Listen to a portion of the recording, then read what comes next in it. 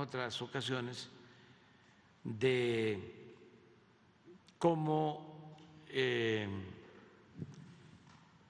consideramos debemos de mantener un auténtico Estado de Derecho, que no existía, porque eso también suele olvidarse. Era un estado de chueco lo que había. El poder de los poderes era el Ejecutivo. Ahora, tanto el Poder Legislativo, como es evidente, y el Poder Judicial actúan con independencia, con autonomía. Nosotros somos respetuosos de los otros dos poderes y no se actúa por consigna, no se dan órdenes.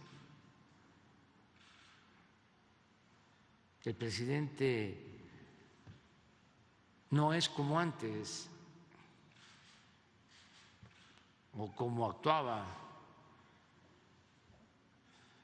el presidente en otros tiempos. En otros tiempos, aunque en la Constitución se establecía la división y el equilibrio entre los poderes, lo cierto es que el poder legislativo y el poder judicial eran apéndices del poder ejecutivo. Era el presidente el que mandaba, decidía todo. Ahora la Fiscalía es autónoma y se respeta lo que deciden, desde luego el Poder Judicial. Tenemos diferencias con el Poder Judicial, ahora mismo se están expresando por la actitud del juez que ha dejado en libertad a presuntos implicados en la desaparición de los jóvenes de Ayotzinapa. Un juez, de esas cosas también extrañas, aunque sean legales, de Tamaulipas.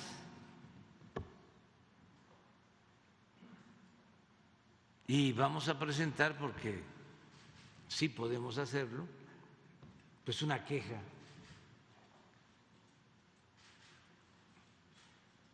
a la Judicatura del Poder Judicial. Eso lo hacemos. Pero en este caso, una iniciativa para restarle facultades al Poder Judicial no se está promoviendo por el Ejecutivo. Para que quede claro. Entonces, ¿no cuenta con su respaldo? ¿No cuenta con su respaldo en caso de que siga avanzando? ¿Qué pasó? Son decisiones que toman los legisladores. Nada más para aclarar eso. Pero no es una iniciativa propuesta por el Ejecutivo. Pues pienso que no estamos en condiciones como para llevar a cabo ninguna reforma que tenga que ver con el Poder Judicial. Me refiero a una reforma constitucional. La política es tiempo, o entre otras cosas. Yo les he comentado que cuando tomé el cargo cuando por mandato popular la gente decidió que yo me desempeñara como presidente, entrando, me planteé, a sabiendas de que no andaban bien las cosas, desde luego en el Poder Ejecutivo, pero también en el Poder Legislativo y en el Poder Judicial. Pruebas en el Legislativo se habían establecido como mecanismos de control y de manipulación los llamados moches. No estoy inventando nada. Al grado que para reformar la Constitución sobornaban a diputados y a senadores. En el Poder Judicial, ya hemos hablado, problemas con jueces, con magistrados, con ministros vinculados con actos de corrupción. Y en el Poder Ejecutivo, pues imagínense que la seguridad pública estaba a cargo de la delincuencia.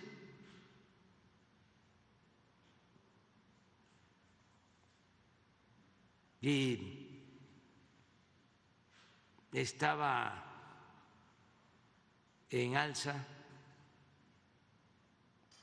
la venta, la entrega, el remate de los bienes del pueblo y de la nación a particulares, allegados a los políticos. O sea, una descomposición completa, la decadencia. Entonces, había que optar entre inconvenientes y priorizar, es decir, qué sí, qué no, o qué sí vamos a poder, que cale hondo, que transforme. Entonces, con mucha claridad decidimos de que íbamos a enfocar toda nuestra atención, todo nuestro esfuerzo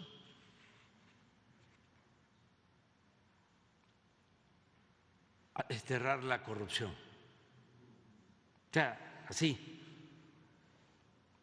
como el tema principal de la agenda.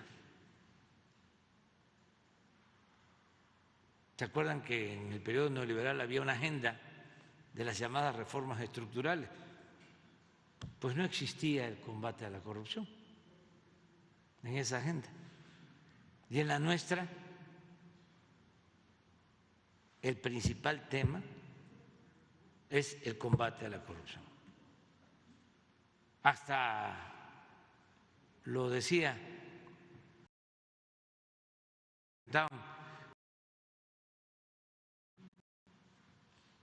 cuál es su plan, su programa, pero expréselo rápido, usted que ni siquiera habla de corrido, y dígalo en 2 segundos, en lo que dura parado en un solo pie, decía yo, acabar con la corrupción.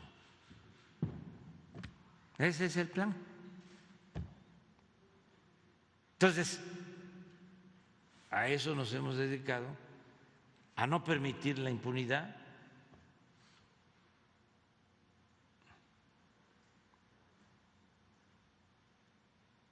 Y en el caso del Poder Judicial, pues se pudo en su momento presentar una iniciativa de reforma y optamos por no hacerlo,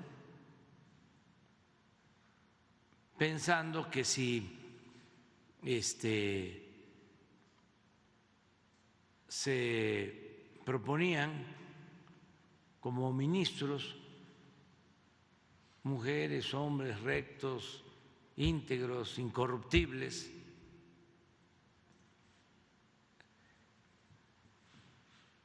la reforma del Poder Judicial podría darse, que es además lo mejor, desde adentro.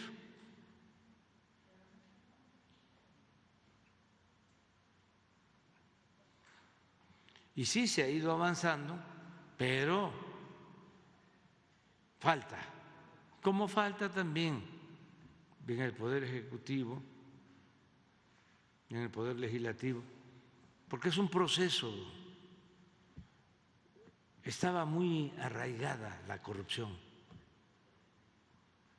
El gobierno era un comité al servicio de una minoría rapaz. Era el gobierno de la corrupción, el gobierno del saqueo, el gobierno del autoritarismo, el gobierno de la injusticia. Eso es lo que prevaleció durante 36 años, el gobierno del saqueo. Por eso se están llevando a cabo los cambios y hay, como es natural, hay oposición. Pero yo celebro que los cambios se están dando a pesar de los cuestionamientos, ataques de la oposición que no han superado, no han rebasado lo permitido. Son insultos, en el caso extremo, ¿no? Amenazas, pero no ha pasado a mayores. Hay quienes están muy enojados, pero se les va pasando y algunos se van convenciendo. Solo los que son muy ambiciosos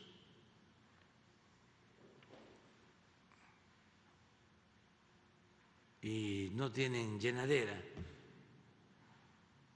y que quisieran seguir manteniendo los privilegios, seguirse enriqueciendo, dominados por la avaricia y también por el poder, porque se sentían superiores, se sentían los dueños de México. Y les molesta mucho que ahora los protagonistas principales de esta historia sean todos los mexicanos y que los dueños de México sean los mexicanos, mujeres, hombres, de todas las clases sociales, de todas las culturas, de todas las religiones, ricos o pobres, y que el gobierno esté al servicio de todos, no al servicio solo de una minoría. porque tienen más dinero, porque tienen más títulos académicos, porque se sienten de sangre azul, porque se creen merecerlo todo.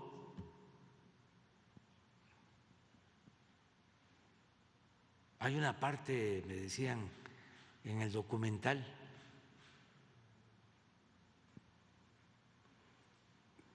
de Florence,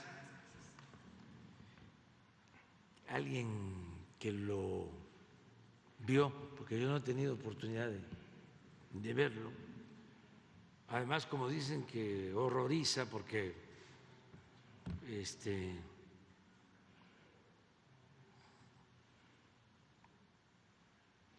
se ven muy desalmados los que actúan, que además son actores reales.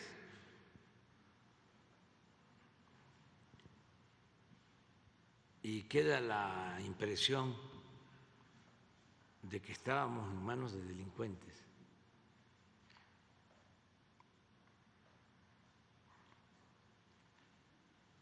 Y eso no me da muchas ganas para verlo. Pero alguien me dijo que hay 2 o 3 cosas, ¿no?, claves, pero me contó de una escena que no sé si sea cierta, en donde un policía le dice a la señora francesa: ¿cómo crees que yo a ti te iba a hacer daño si tú eres blanca como yo? Margolis. Margolis.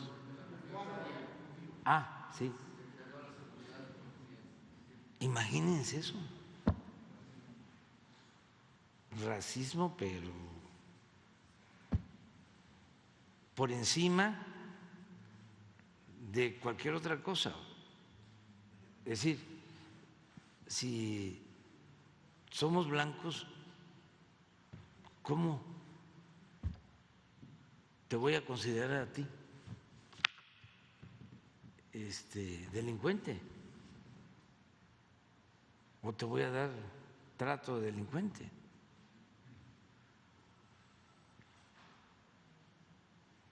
Entonces, eso había, o sea, no lo estoy inventando. Por eso es el coraje.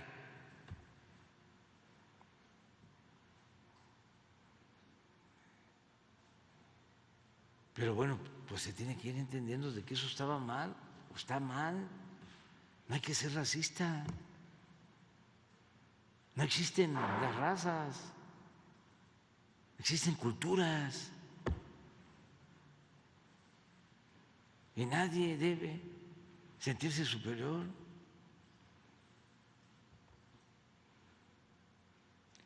Hay que actuar con humildad, hasta el poder es humildad.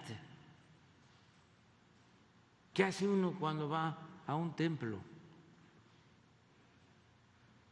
¿Allí se muestran las diferencias? No.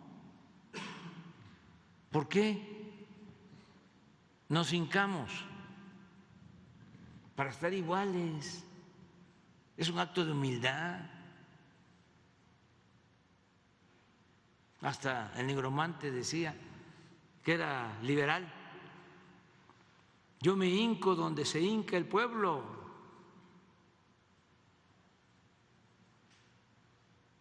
Pero la descomposición no solo era en lo económico o una crisis de bienestar o una crisis política. era una descomposición en todos los órdenes de la vida pública, una decadencia. Entonces, se debe de entender, en vez de estar desatando odios y coraje, de que eso ni es humano, ni es cristiano, ni puede ayudar a tener una convivencia en armonía y una sociedad mejor.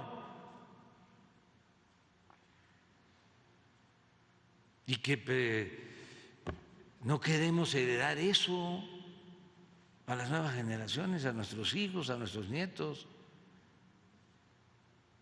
Entonces es un poco mi reflexión, que los legisladores resuelvan en libertad sobre esto.